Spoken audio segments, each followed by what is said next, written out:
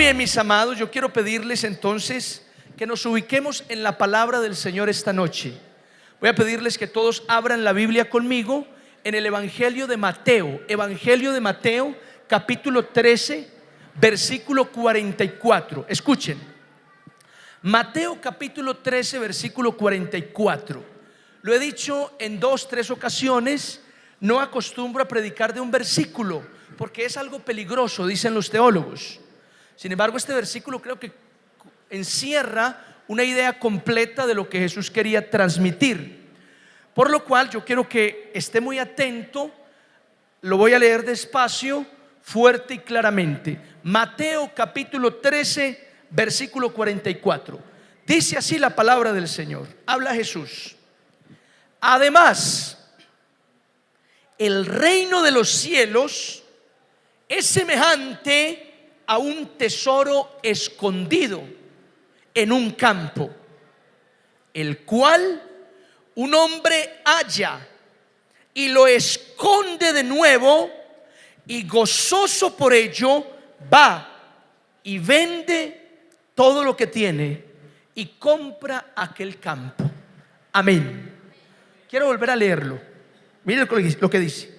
Además, el reino de los cielos es semejante a un tesoro escondido en un campo, el cual un hombre halla y lo esconde de nuevo, y gozoso por ello va y vende todo lo que tiene y compra aquel campo. ¿Qué tal si levanta su mano conmigo y dice: Padre celestial, esta palabra es para mí, yo la necesito, yo la recibo, me apropio de ella. Alumbra mi entendimiento para comprender lo que el Espíritu Santo trae hoy a mí. En el nombre de Jesús te alabo y te bendigo, Señor. Amén y amén. Damas y caballeros, a través de este pasaje que acabamos de leer, hoy quiero compartir un mensaje que se llama así: se trata de Jesús. Así se llama. Se trata de Jesús. Dígale que está a su lado: se trata de Jesús. Así. Se trata de Jesús. Palabras que me encantan en lo personal, porque considero, mis amados, que la vida humana, que la vida cristiana, que la vida en general se trata de Jesús. Estas palabras concuerdan con los mártires del primer siglo. Se trata de Jesús. Con estas palabras están de acuerdo todos los teólogos. Se trata de Jesús. Los seminarios bíblicos actuales están convencidos de esta teología. Se trata de Jesús. Todo se trata de Jesús. Y me encanta y me place esta noche compartir una enseñanza con este título: se trata de Jesús. Ese es el mensaje de hoy. Y voy a comenzar así. Escuchen lo siguiente. Un predicador dijo estas palabras: habla de Jesús solamente cuando te pregunten por Él, pero vive de tal manera que siempre te pregunten por Él. Oh, impresionante. Grábatela de nuevo, grábatela. Habla de Jesús solamente cuando te pregunten por Él, pero vive de tal manera que siempre te pregunten por Él.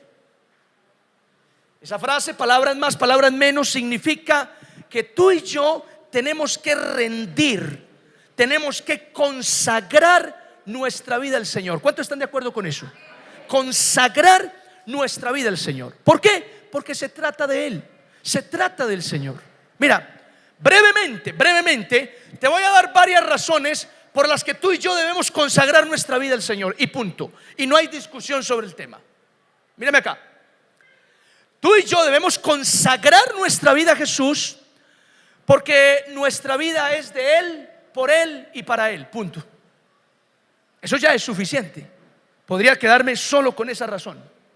Nuestra vida es de Él, por Él y para Él. En otras palabras, Él es el dueño de nuestra vida. ¿Cuántos dicen amén?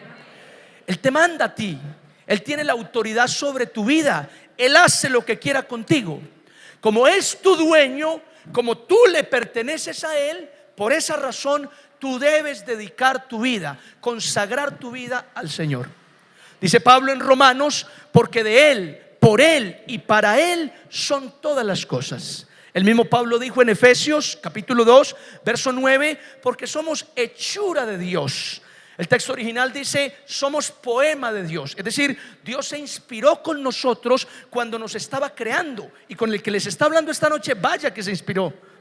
En fin, Dios se dedicó a formarnos en el vientre de nuestra madre. Y eso significa que Él es nuestro hacedor, que Él es nuestro dueño. Por esa razón tenemos que dedicar, consagrar nuestra vida a Él. Otra razón, o una segunda razón, mira, tú y yo debemos consagrar nuestra vida a Jesús, porque Él murió en la cruz por nuestros pecados. ¿Alguien cree en eso? Punto. Pablo dice a los corintios que por precio hemos sido comprados, por lo tanto debemos glorificar a Dios en nuestro cuerpo y en nuestro espíritu, los cuales le pertenecen a Él, porque nos compró, pagó un precio muy alto. Así que tú y yo debemos consagrar nuestra vida al Señor, porque murió en la cruz por nuestros pecados. Y una tercera razón, para que tengas todavía más motivos de entregarle tu vida al Señor. Una tercera razón por la cual debemos consagrar nuestra vida a Jesús es porque Él es el Rey que vendrá a juzgar a los vivos y a los muertos. ¿Cuántos dicen amén? Escucha eso. Esta es nuestra fe. Jesús va a regresar por segunda vez a la tierra a juzgar a vivos y muertos. ¿Cuántos creen en el regreso del Señor Jesucristo? No parece. En algunos no parece, pero la Biblia profetiza, proclama que Jesús va a regresar.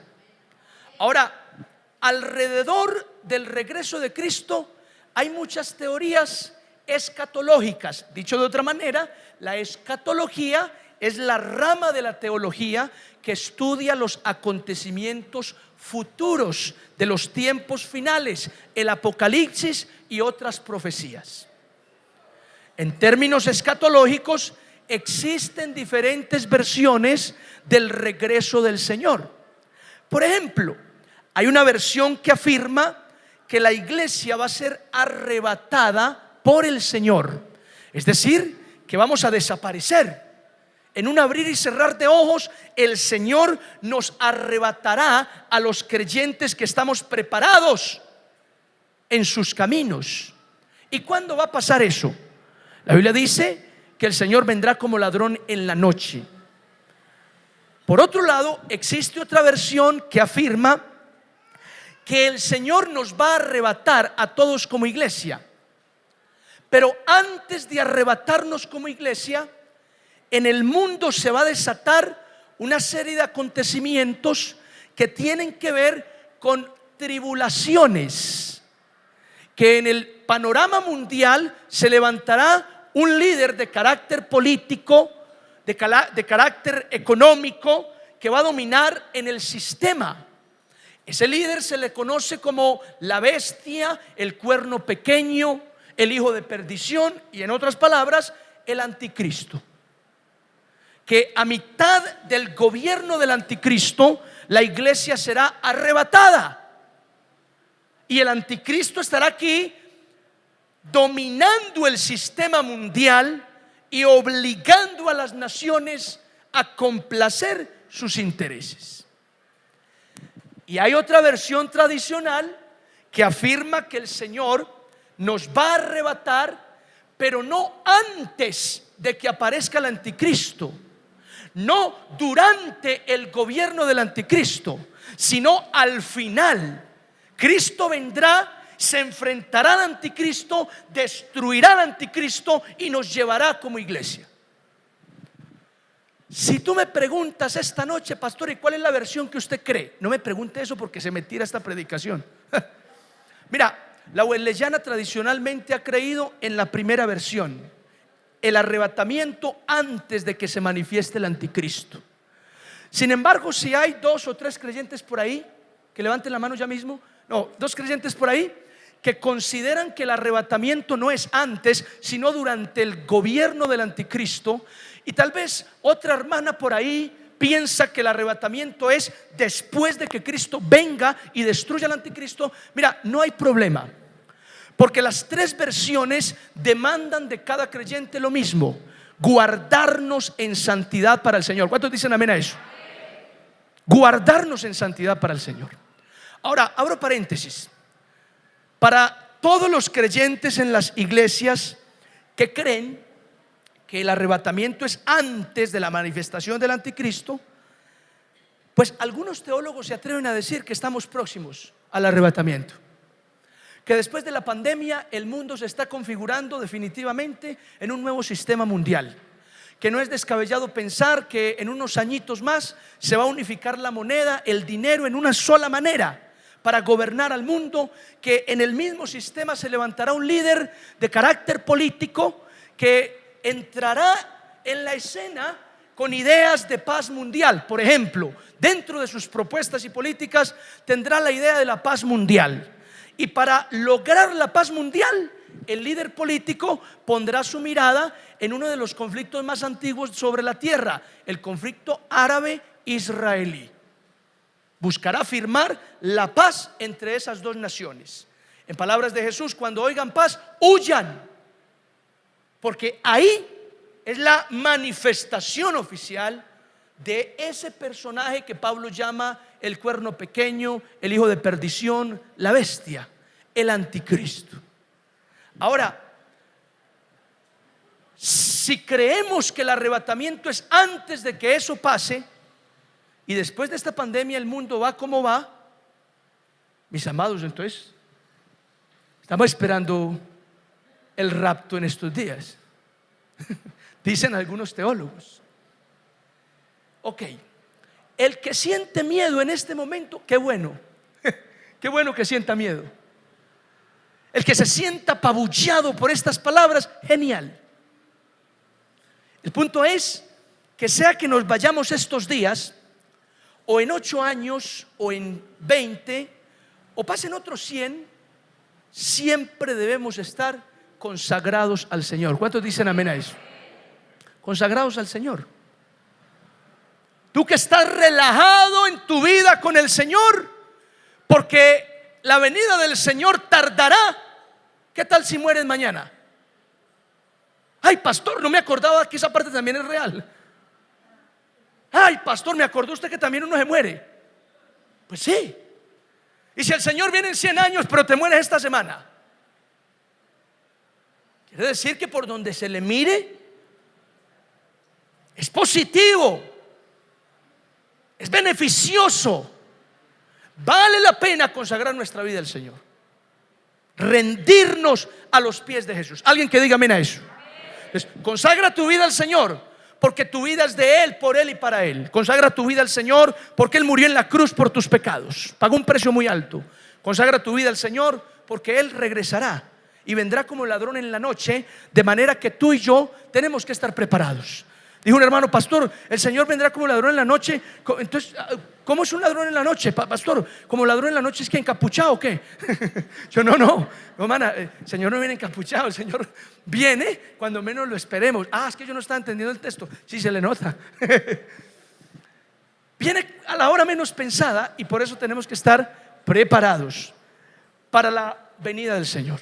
Ahora, en el texto que leímos, para darle relación a todas estas palabras, ¿qué tiene que ver el texto que leímos con esto? Ya va, espere un momentico. En el texto que leímos, Jesús le está enseñando a los discípulos acerca del reino de Dios por medio de parábolas.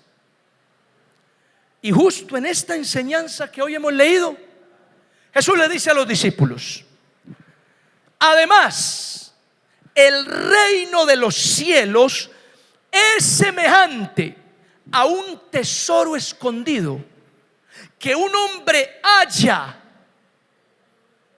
y gozoso lo guarda. Va y vende todo lo que tiene para comprar aquel campo. Los comentaristas bíblicos afirman que con esta parábola Jesús quiere resaltar, dejar claro el valor, la importancia que tiene el reino de Dios. Amén. Ahora, para hablar de la importancia que tiene el reino de Dios, me gustaría comenzar explicando qué es el reino de Dios.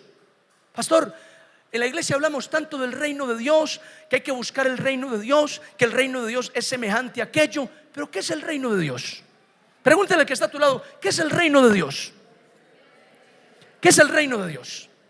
Mira, vamos a entender el reino de Dios así. El reino de Dios es un lugar físico en el cielo, el reino de los cielos. Allá está Dios en su trono. Pero el reino de Dios también está en la tierra. ¿Dónde? En el corazón de los hombres. ¿Cuáles? Aquellos que han aceptado a Jesús. Porque dicho de otra manera, mírame acá, el reino de Dios no es otra cosa que Dios gobernando tu vida. Cuando Dios gobierna tu vida, cuando estás sometido a la voluntad de Dios, puedes decir: el reino de Dios está en mi vida. ¿Y por qué? Porque Él es mi rey y me gobierna. ¿Están conmigo, sí o no? Cuando tú eres una persona que te da lo mismo 8 que 80, es decir, que no te sometes a la voluntad de Dios, que no caminas con el Señor, mírame acá, tú no puedes decir: el reino de Dios está en mí. No lo puedes decir. Esas palabras entran en el campo de la duda. Si tú dices: el reino de Dios está en mí, pastor, pero no me someto a la voluntad del Señor. No, el reino de Dios no está en ti todavía. Todavía el que está reinando en ti eres tú mismo, tu propio ego, tu orgullo. Ese es el que está reinando en ti, pero no Dios. Entonces, cuando hablamos del reino de Dios, estamos hablando de que Dios gobierne nuestra vida. Ahora, Jesús les está enseñando que el reino de Dios, en otras palabras, es el mismo. En el Evangelio de Marcos, Jesús dice: arrepentíos y convertíos, porque el reino de los cielos se ha acercado. Y Jesús está hablando de Él mismo. Mira, te lo resumo así. El reino de Dios es Jesús habitando en tu corazón. Cuando sigues a Jesús, obedeces a Jesús, te entregas a Jesús, el reino de Dios está en ti. Alguien que diga amén a eso. El reino de Dios está en ti. Eso significa que Jesús es el tesoro escondido. Es el tesoro escondido. Ese es el tesoro, Jesús.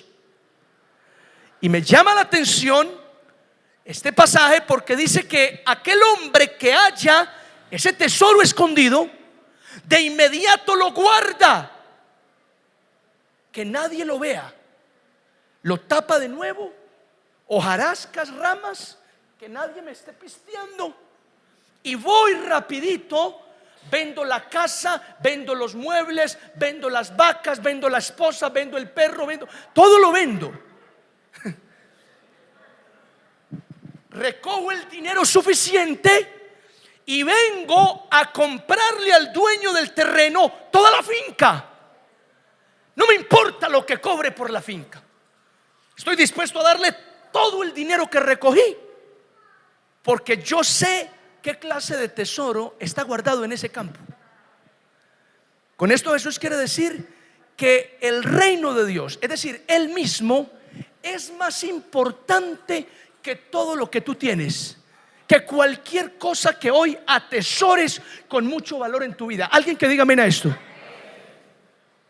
Para este hombre, su casa, su ganado, sus sueños, todo aquello por lo que trabajó toda la vida, ya no era importante. Lo más importante era el tesoro escondido. En términos espirituales, mis amados, nada de lo que tienes ni de lo que haces puede ser más importante que Jesús. Mira, ni tu casa, ni tus negocios, ni tu dinero ahorrado en el banco, ni tus títulos profesionales pueden estar por encima de Jesús. Si lo están, no has entendido esto. No has entendido esto. No has entendido de qué se trata el evangelio. Todavía no lo has entendido. Porque Jesús debe estar por encima. Alguien que diga amén a esto. Es decir, déjalo todo, sin temor alguno, déjalo todo por alcanzar a Cristo, a Jesús. Amén. Ahora, todos los que estamos aquí hemos hallado ese tesoro. ¿Cuántos dicen amén a eso?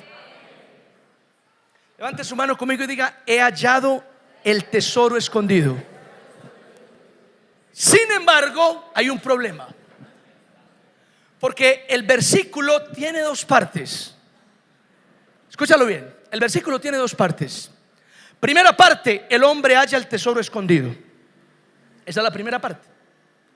Segunda parte: el hombre va, vende todo lo que tiene y compra el campo para quedarse con el tesoro. Aquí todos cumplimos la primera parte. Hemos hallado el tesoro escondido. Conocemos de Jesús, sabemos de sus bondades, escuchamos de sus promesas, damos testimonio de las maravillas de Jesús.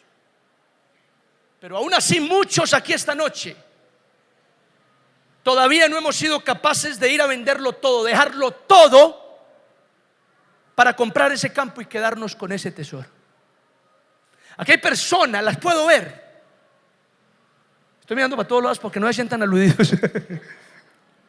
Aquí hay personas que conocen ese tesoro escondido, pero todavía no son capaces de dejarlo todo por ese tesoro. Por miedo, por pereza, por placeres mundanos y por lo que sea. Pero todavía sienten un miedo a soltarlo todo, a dejarlo todo, a entregarlo todo por ese tesoro. Como si valiera más lo que hoy tienen, la condición en la que están, que entregarlo todo por Jesús. Si alguien piensa en alguna medida así, está muy equivocado. Porque una vez más digo, Jesús es más importante que todo lo que tienes. Y mírame, que si algunas personas de afuera conocieran ese tesoro escondido, te aseguro que lo dejarían todo sin dudar por entregar su vida a ese tesoro. Es porque todavía afuera no lo conocen. Pero hay gente allá afuera que apenas conozca este tesoro escondido que tú ya conoces, sin dudarlo, suelta todo, vende todo, entrega todo por quedarse con ese tesoro llamado Jesús. Esto tiene relación con las palabras de Cristo cuando dijo: y muchos primeros serán postreros, y postreros primeros. Eso se cumple a cada rato en la iglesia. Tú estás ahí 30 años en una silla, estancado, conforme con una vida religiosa, no avanza, no crece espiritualmente, pero ahí estás, no te vas. Tienes escritura de la silla, nadie te mueve de ahí. Ahí estás, pero no pasa nada en ti. Pero llega alguien de afuera, se entrega al Señor, Dios lo toca, se manifiestan dones espirituales, él entra a la formación, comienza a servir, se mete a los ministerios, gana almas, está dirigiendo, lo ponen a predicar, ya lo van a enviar a abrir una iglesia. ¿Y qué pasó aquí? Si yo estaba primero que él, qué insolente ese muchacho. ¿Quién se cree? Si yo estoy aquí desde 1942 y esta apenas llegó ahorita en el 2022. ¿Qué tal? Es que muchos primeros serán postreros y postreros primeros. Porque mira, te aseguro que hay gente afuera que no conoce este tesoro, pero que si lo conociera, apenas lo conozcan, lo entregan todo sin dudarlo. Y tú y yo aquí, que lo conocemos, todavía estamos aferrados a pecados, a situaciones que nunca resolvemos. Pasa el tiempo y sigo todavía con ese hábito oculto que nadie sabe, pero que no hago nada por tratarlo. Tú y yo que estamos aquí, que conocemos al Maestro, aún así todavía estamos habituados a una vida casi mundana. Todavía no hemos tratado esos vicios, esas actitudes, esas reacciones que no parecemos ni cristianos. Es así. Que aquí en la iglesia hay gente que dentro de este lugar son tremendos cristianos. Son la pureza de la santidad. Pero en la casa son un ángel caído. Son terribles. Es así, hermanos. ¿Y eso qué significa, pastor? Que has conocido el tesoro escondido, pero no lo has dejado todo por obtenerlo. ¿Cuántos dicen amén? Mira, el que está tú le dile, déjalo todo por Cristo. Pastor, ¿y por qué pues? Mi amado, porque se trata de Él. Se trata de Jesús. Filipenses capítulo 3. El apóstol Pablo dijo que todo lo que él tenía, sus títulos, su reconocimiento entre el pueblo, su doble ciudadanía, era hebreo y era romano, todo eso, sus conocimientos teológicos, estudió en la escuela de un hombre llamado Gamaliel, de los mayores seminarios teológicos de la época. Pero todos esos títulos, todos esos reconocimientos, todos esos beneficios, Pablo dijo, los estimo por basura. La versión original en griego dice estiércol. La versión paisa dice mier. Es así. Pablo dice, mire, todos mis títulos, toda mi carrera profesional, todos mis conocimientos los estimo basura con tal de ganar a Cristo. Mi meta es llegar al conocimiento de la excelencia del Hijo de Dios. Todo lo dejo para ganar a Cristo. Pablo había entendido bien el tema. Pablo entendió, se trata de Jesús, no de mis títulos, no de mis negocios, no de mis deseos personales. Se trata de Jesús y me dedico a eso. Y en otro pasaje Pablo dice estas palabras. Pablo dice, hermanos, no pretendo haberlo ya alcanzado. Paren ahí. ¿Qué está diciendo Pablo ahí? Pablo está diciendo, mire, yo no soy el gran cristiano que debería ser. Yo no soy ese cristiano perfecto, consagrado a Cristo como Él espera de mí. Paren un momentico. ¿Qué? ¿Qué dice Pablo? Uy, hermano, si Pablo no es el cristiano consagrado al Señor, entonces ¿dónde quedamos nosotros? Un hombre que se rindió a los pies del Señor, que respiraba evangelio por los poros, que se hizo matar por hablar de la resurrección de Cristo, que recorrió el mundo conocido de la época para llevar el mensaje de salvación, que sufrió calamidades, fue azotado, encarcelado, naufragó en alta mar, todo por causa del evangelio. Y viene a decir, hermanos, yo todavía no soy el gran cristiano.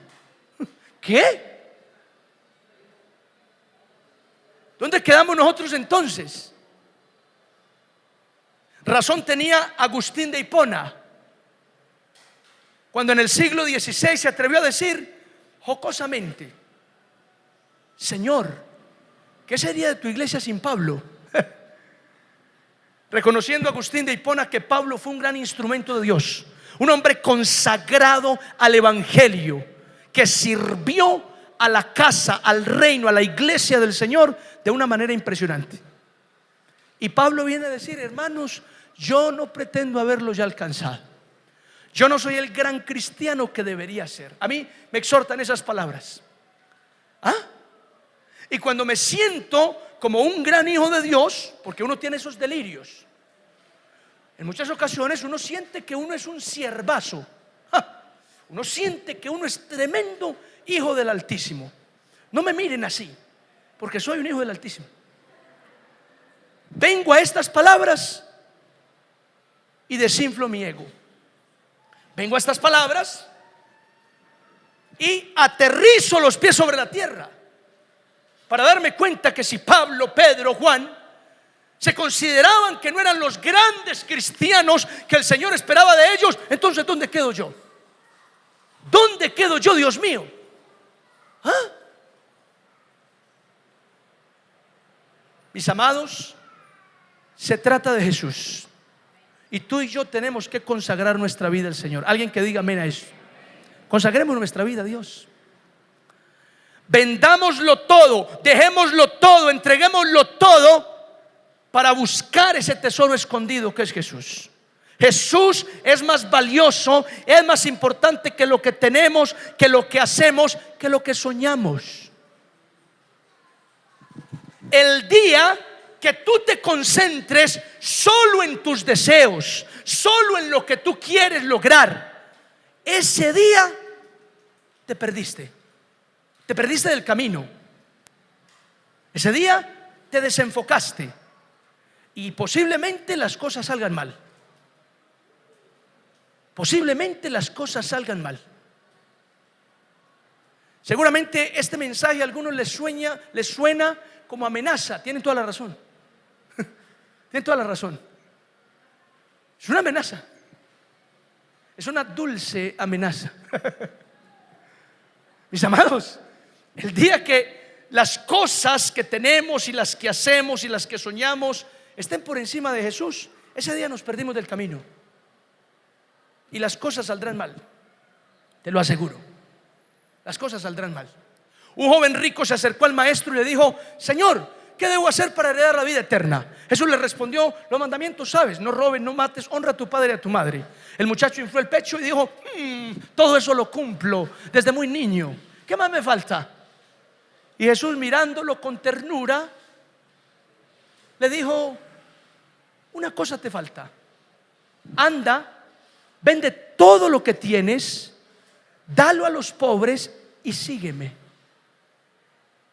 Y la Biblia dice que el joven se fue muy triste. ¿Por qué? Porque tenía muchas riquezas. En otras palabras, porque estaba aferrado a lo material, a lo económico, a lo terrenal. Mis amados, y eso es muy común en nosotros como seres humanos, aferrarnos a lo material. Que nos digan que debemos renunciar a lo que hemos construido con tanto tiempo, eso nos genera pavor. Que nos digan que debe ser Jesús primero, que los sueños que con tanto anhelo me he esmerado en construir desde niño, eso nos genera pavor.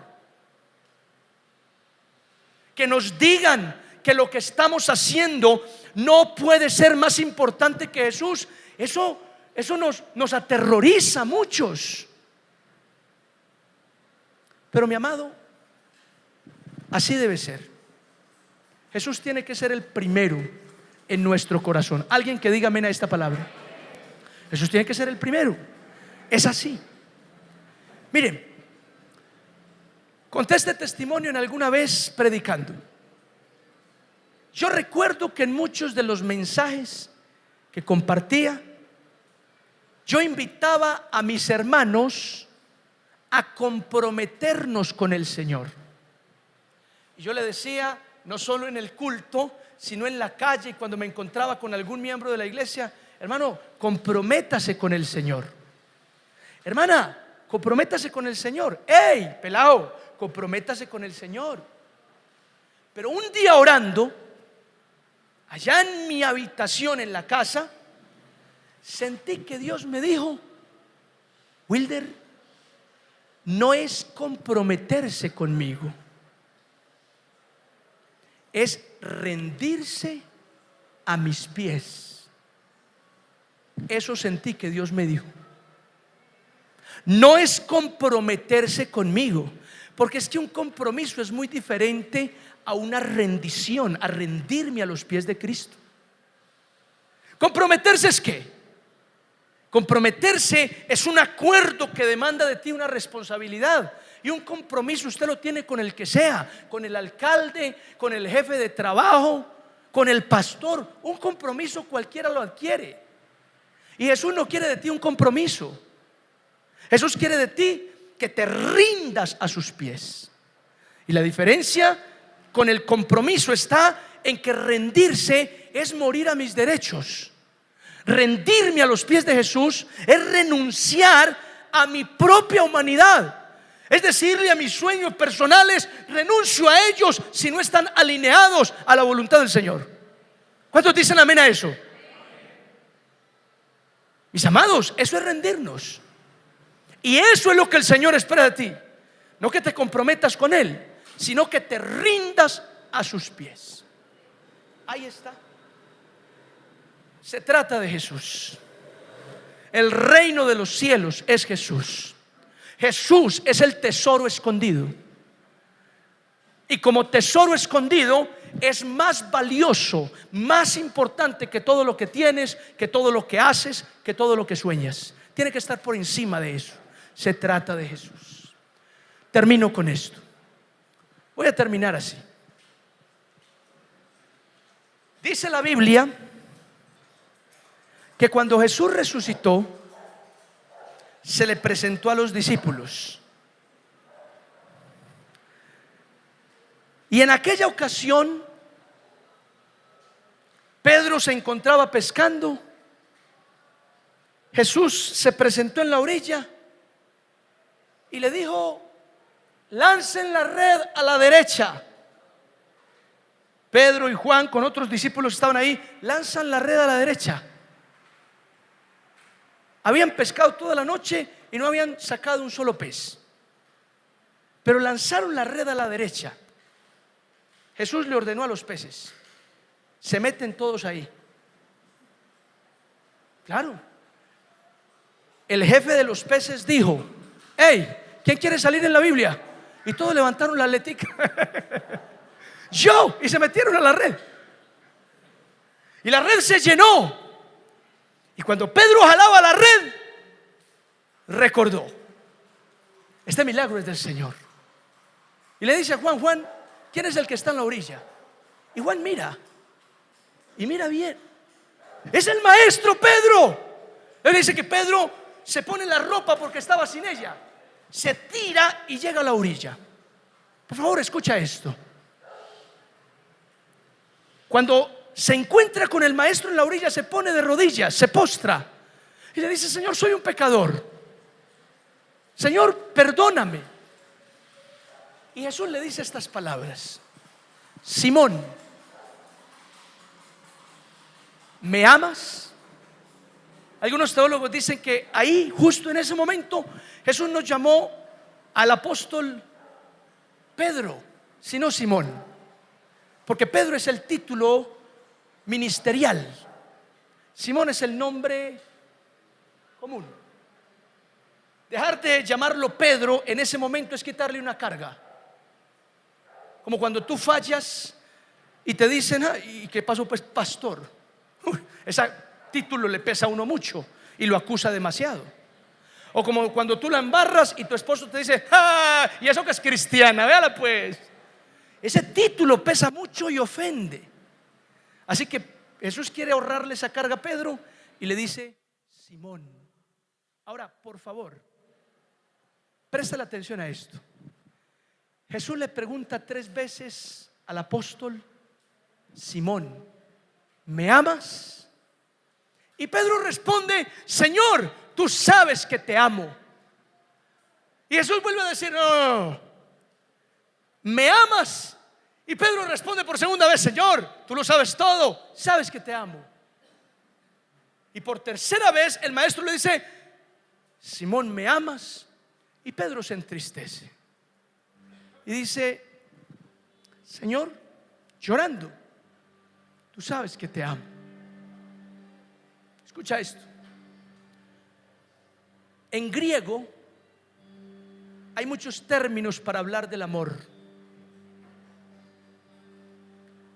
Un término para hablar del amor en griego es el término filos. ¿Cuál? Filos. Filos nos habla de un amor filial, de un amor de amigos. A eso se refiere filos. ¿Me siguen? Pero en griego también hay otro término para hablar del amor, y es el término ágape. ¿Cuál término? Ágape. Y ágape, damas y caballeros, dicen los comentaristas, los eruditos de la Biblia, ágape es el término que habla de la máxima expresión del amor. Porque ágape es un término que significa un amor sacrificial, un amor incondicional, un amor sincero, un amor puro. Ese amor que todo lo soporta, que todo lo cree, que todo lo espera, que todo lo asume. Ese es el amor ágape. El amor ágape es el amor que encontramos en Dios. Dios nos ama de esa manera. Ahora mira el mensaje. Cuando Jesús le preguntó a Simón, ¿me amas? En griego Jesús le está diciendo: Simón, me agapeas. Es decir, me amas con un amor incondicional, sacrificial, que se entrega. Y Pedro le responde: Señor, yo te fileo. Pedro le está diciendo: Señor, yo te quiero. Con ese amor de amigos. Por segunda vez Jesús le dice a Pedro: Pedro, me agapeas, me amas con un amor sacrificial que se rinde. Y Pedro le dice: Señor, yo te fileo. ¿Estoy siendo claro? Como cuando el esposo le dice a la esposa: amor, ¿tú me amas? Y ella le responde: sí, mi amor, yo lo quiero. ¿Qué? Eso suena como raro. No, como hay que me quiere. Como hay que me quiere. No. ¿Usted me ama? Sí, negro, yo lo quiero. ¿Qué? No, a mí esas palabras me descuadran. Me suenan raras. Porque de querer amar, uno siente que hay una distancia enorme. Pues eso le estaba pasando a Jesús con Pedro. Pedro, ¿me amas? Y el Señor le responde: Señor, yo te quiero. Tengo un aprecio muy grande por ti. Por tercera vez Jesús mira a Pedro y le dice: me agapeas, me amas sinceramente al punto de entregar tu vida por mí. Pedro mira al maestro y sabe lo que Jesús le está preguntando. Así que, llorando por tercera vez, Pedro contesta: Señor, tú lo sabes todo.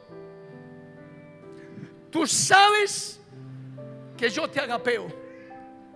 Tú sabes, Señor, que me muero por ti, que te amo y estoy dispuesto a entregar mi vida. Y eso fue lo que hizo Pedro. Entregó su vida por causa del evangelio, porque él entendió: no es filear al Señor, es agapear al Señor. No es querer a Jesús, es amarlo con una entrega apasionada que arde en el pecho. Y yo te digo, esta noche aquí hay personas que quieren a Jesús, y que el Señor te pregunta: ¿me amas? Y si eres sincero, tendrías que responder: Señor, mira, te quiero, te aprecio mucho. Considero que es maravilloso lo que has hecho en mi vida y tengo un sentimiento especial por ti, pero no te amo como tú estás esperando que te ame. Si ese es tu caso, mira, yo quiero invitarte para que hoy recibas esta palabra. Hoy entiendas que se trata de Jesús. Mira, no se trata de ti, no se trata de ti. Se trata de Jesús. Jesús es el tesoro escondido que lo vale todo. Vale tus negocios, vale tus sueños, tus títulos profesionales, tu casa, tu familia. Lo vale todo. Entrégalo todo para conseguir obtener ese tesoro escondido. Entrégalo todo para quedarte con Jesús. Y Jesús te dice: porque de cierto ninguno hay que deje su padre, su madre, sus casas, que no reciba 100 veces más aquí y la vida eterna en el reino de los cielos.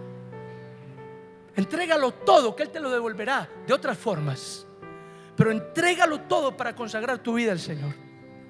Y yo te digo que Yo soy testimonio de eso y lo digo para la gloria del Señor. Faltaba más que el pastor que viene a hablarle de consagrar su vida a Dios no consagre su vida al Señor. Conozco al Señor hace varios años y me he esforzado cada día por entregarle mi vida al Señor. Y si me preguntas si vale la pena, mira, con una sonrisa en la boca te digo, vale la pena. Vale la pena renunciar a mis sueños. Vale la pena pasar las vicisitudes, las tribulaciones, las adversidades que haya que pasar. Vale la pena renunciar a cosas que no quiero dejar, que me duelen, pero que ¿qué va? No son la voluntad del Señor. Vale la pena, porque al final de cuentas se trata de Jesús y nada más.